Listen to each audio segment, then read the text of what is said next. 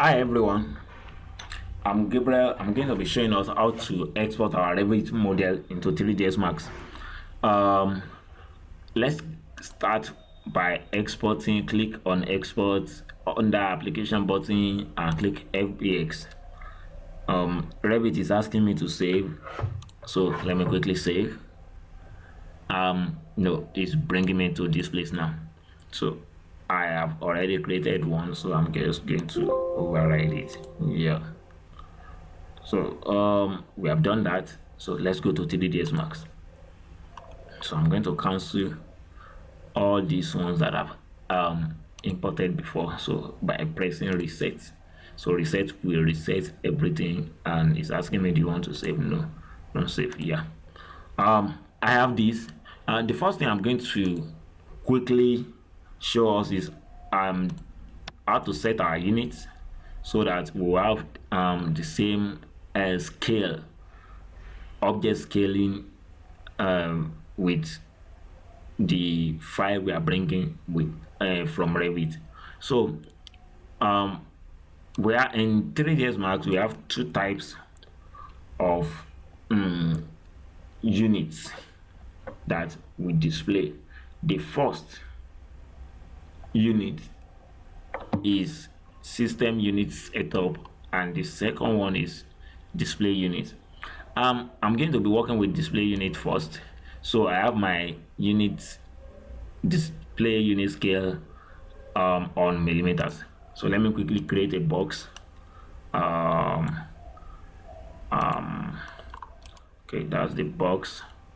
Let me come here, change it to 60, 50,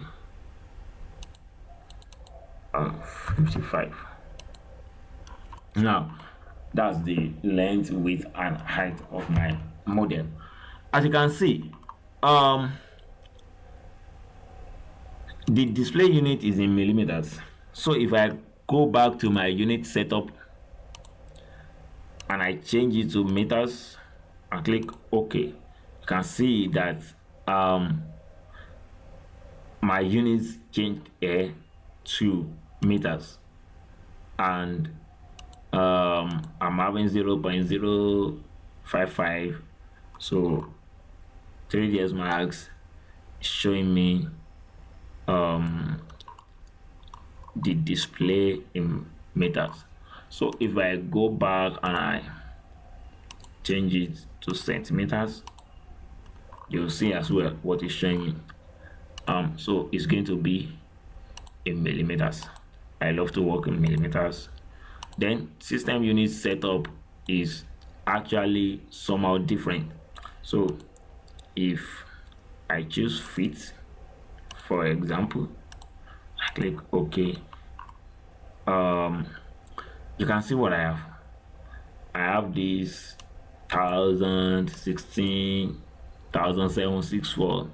So it converts it to, it measures it now in units and in fractional inches or something like that, which I don't want. So let me go back and change the unit setup to my sorry, don't let me use my meters and see what happened to my model. See, I have 55,000 millimeters. What actually happened is it scale your object to the system unit. So now the 55 millimeters that I have before have become 55,000 millimeters. So you must actually understand how unit works before you import your model. So I'm going to change it back to millimeters. Click OK. I'm going to delete this box by pressing delete on my keyboard.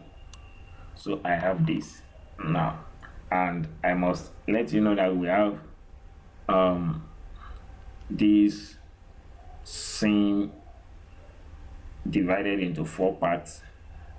It is called viewport in AutoCAD, and I think as well in 3ds Max.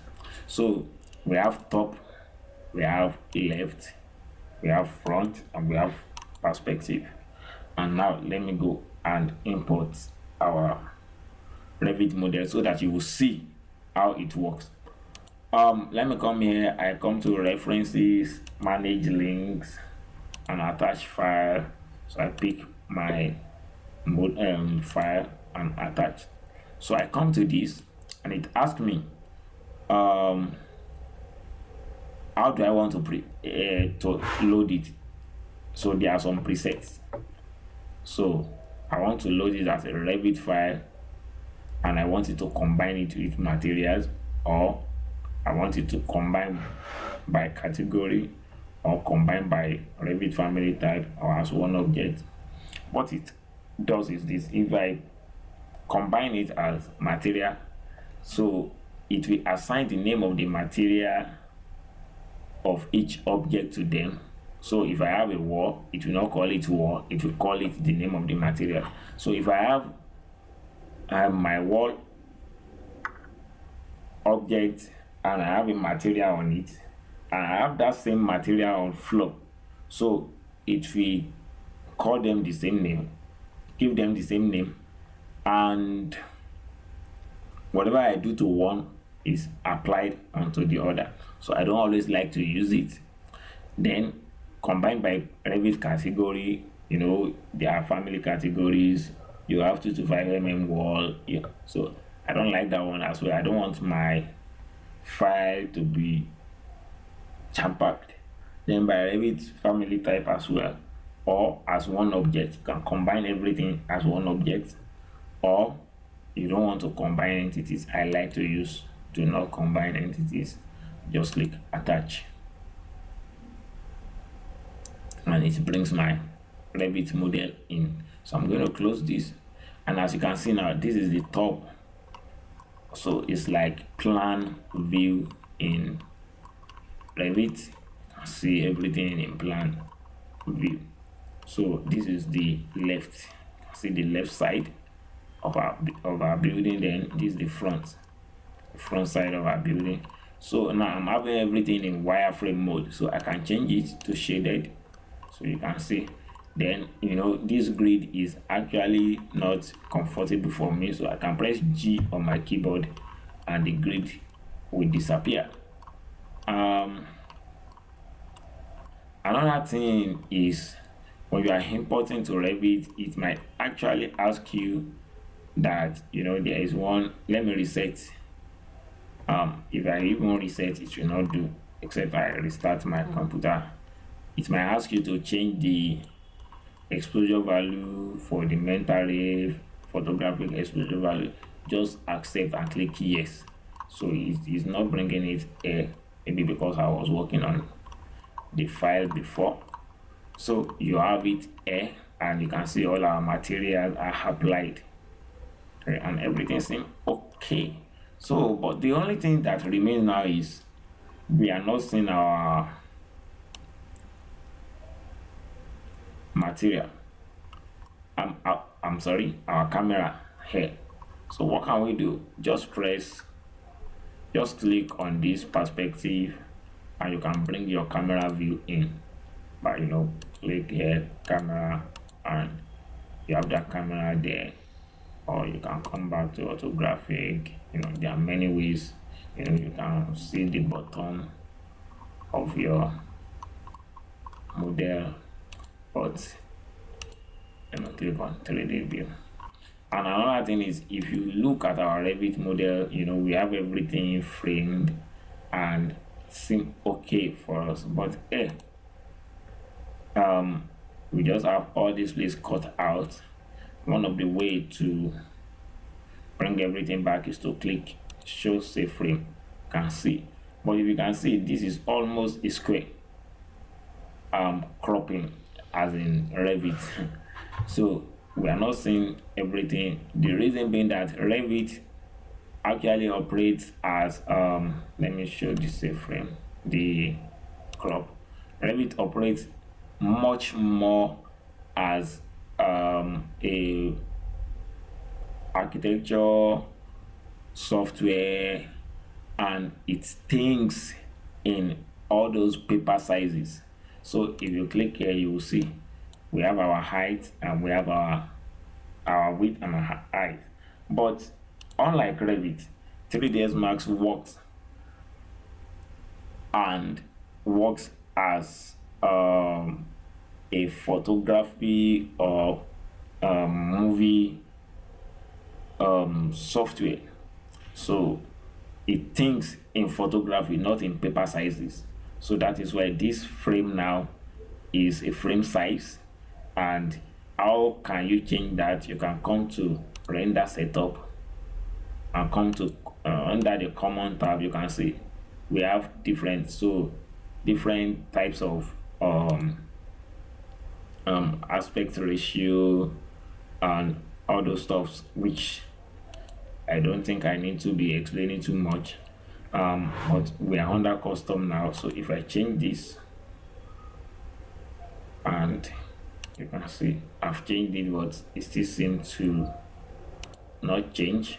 So I always like to work in HDTV, and you can see I've changed something, and I can now come to my let me go back to the top, pick my camera, and I can actually change the lens focus. I have a 12mm lens, and I can change it to 15, change it to 20. So my 12mm lens, let me change it to 10 here, so I can do it manually as well. It's bringing everything into the same bag. Then I can modify the camera by panning it so that I'll get, but it seems to be taking much time. So I can actually move my camera by using the move tool and move it upward a bit, and I can make it a target camera. Where do I have that? I don't think I have that on. Okay, I can change it to the target camera, and now it is a target camera. I can try and select the target. Come here, move the target. Sorry, can undo, select camera targets, and come back here and move the targets now, so that I will get my proper frame back. Now I can change and come here. I can click anywhere here and change the frame to 15 mm. You can see then 20 is too big, so let me change it to 15 mm. I can move my camera backward a bit, just trying to get a proper framing like what we have in Revit. So I think this is okay, and we end the lesson. If you have any comments or any question, you can comment below, and I will try to attend to your question or comment as early as possible. Thank you.